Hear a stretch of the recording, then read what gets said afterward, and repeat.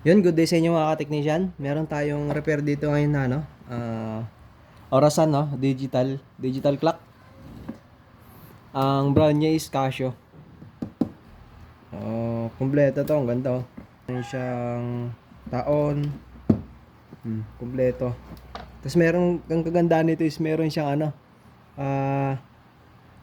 temperature, monitoring, no? So ang ganda nito. Ang problema nito mga technician is walang power. Okay, so isasaksak natin siya. So yan, saksak natin. So dapat yan kasi meron na agad yan. Iilaw na dapat yan But wala pa, oh.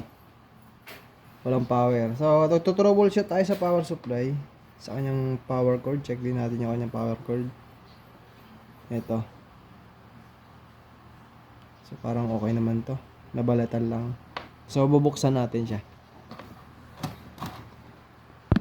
So ito mga technician, nandito yung kanyang power supply. Ito nakabalot na ito. So since na power ang kanyang problema, sa power supply tayo magta-troubleshoot. Okay, so testingin natin yung kung may pumapasok na supply dito na AC. Saan yung tester natin? Okay, dito.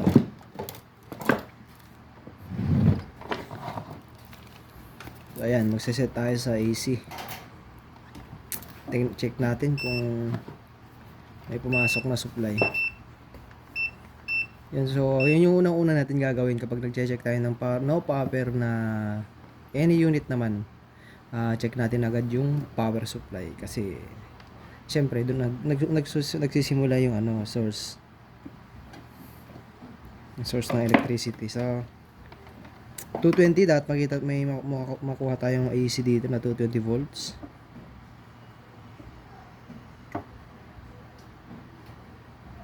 Parang wala ba? Wala, oh. Yun ang wala. Tingnan nyo. Nakatusok na. Andali. Baka hindi nakabaon maigi.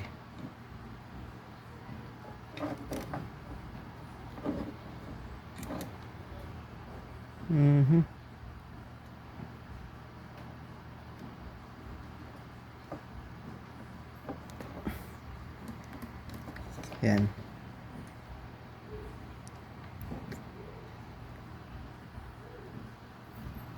So wala, oh. 'Di ba?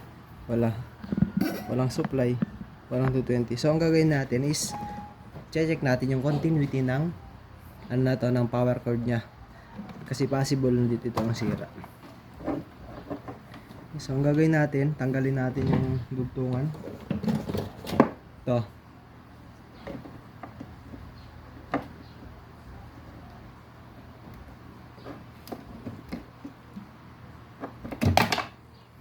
Okay. Kung matagal na to. Yan. Yan, test tayo ng continuity.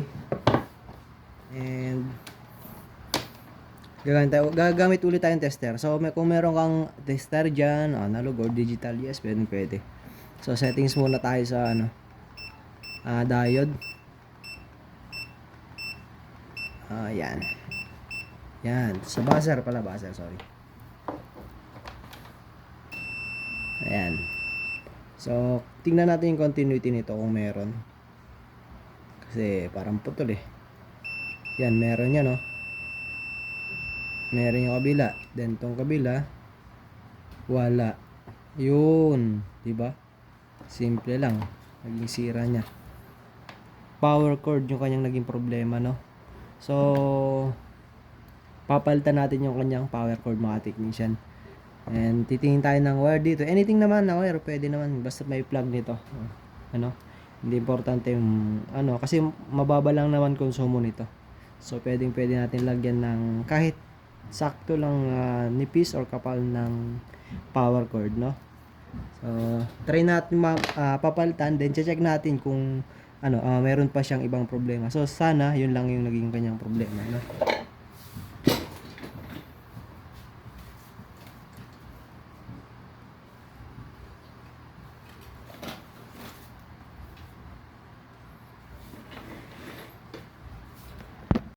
So, meron akong nakita dito. Halos kaparehas lang nyo. Mga tinatabi kong power supply. No? Importante pala to. Buti nagtabi ako nun. Talagang nagagamit pala to mga to. Yan. Subukan natin to. And 5 volts to. Hopefully, gagana na siya. Yan. Supply. AC and DC.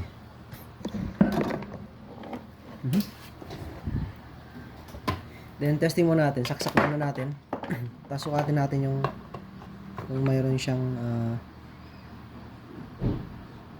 tawag nito, input. Output. Sorry.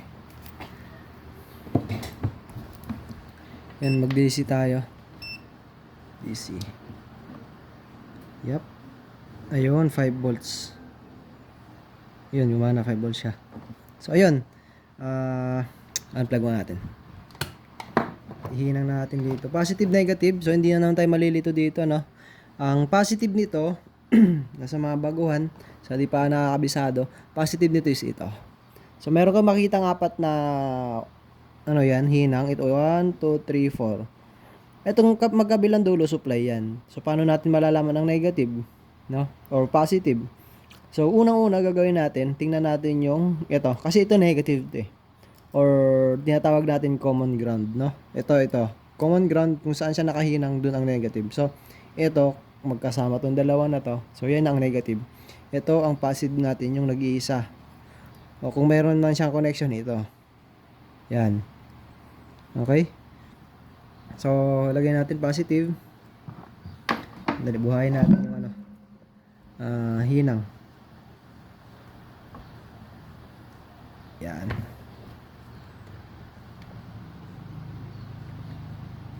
Ito. Is negative.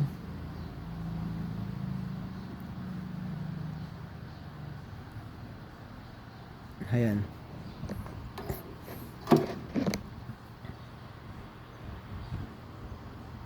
Hindi pa. Pangit yung hinang natin. Yan. Tapos, saksak natin. Testing. Ayun. Gumana na siya. Sakto pa rin yung oras. Naka-auto-save siya. So, ayan mga technician. So, ayun, mapapansin mo nagbi-blink. Sabi ko kasi kanina, ano siya, sa test, camera. Sa camera nagkakaroon ng problema. No?